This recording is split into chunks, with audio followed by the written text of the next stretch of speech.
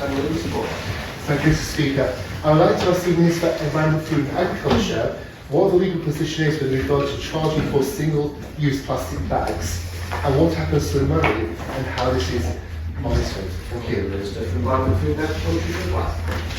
Thank you, Mr. Speaker. As previously reported in 2018, plastic bag charges are raised, collected and dispersed by retailers under their own schemes. It's not a statutory matter, so there is no requirement to report figures to government, nor is there any cost to government in running these beneficial schemes, which both reduce plastic use and provide community benefits. However, we do propose to bring in regulations under the Climate Change Act, which will restrict sale, distribution and supply of a number of single-use plastic items, including single-use plastic carrier bags. There will be exclusions for matters such as unwrapped food, seeds, meat and aquatic animals, and the rolls of bin bags. Bags designed for multiple use would also be excluded. The matter of charging for single-use plastic bags would therefore no longer be relevant. Moorhouse. Thank you, Mr. Speaker, and thank you, Minister. That's a really interesting and exciting update. The Tesco website suggests 80 local projects have been supported and the co-op promotes this work. Is there any other public source which highlights what's happening to this money? As part of the previous questioning, I asked if an annual update could be included in the department's website about where the money goes and has gone. Presumably this will continue for quite a while yet.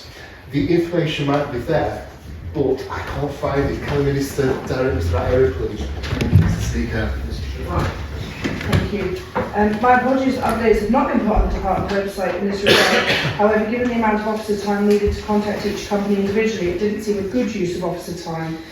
I would encourage the honourable member to push for local businesses to celebrate the work and investment that their plastic bag charges bring to our local communities, with Tesco and Co-op being two such companies as talked of by my honourable colleague, and others such as Marks and Spencer also being leading lights in this regard.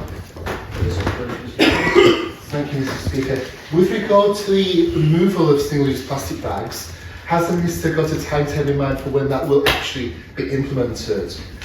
Thank you, Mr. Speaker.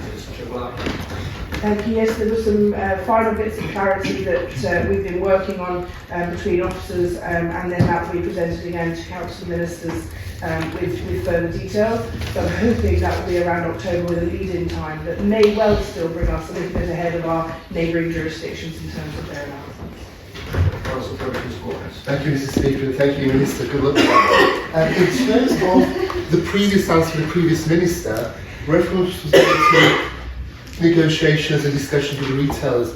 You made clear in your earlier answer that that was a troublesome and difficult process. In terms of that awareness of what happens to the actual money that is raised by the retailers, you suggest we speak to the retailers individually. There's no other way to get information, sir. Thank you very much, Mr. Speaker. Minister Trevor. Thank you. It's the challenge is around the time spent contacting each individual retailer, as opposed to them being able to compile the information.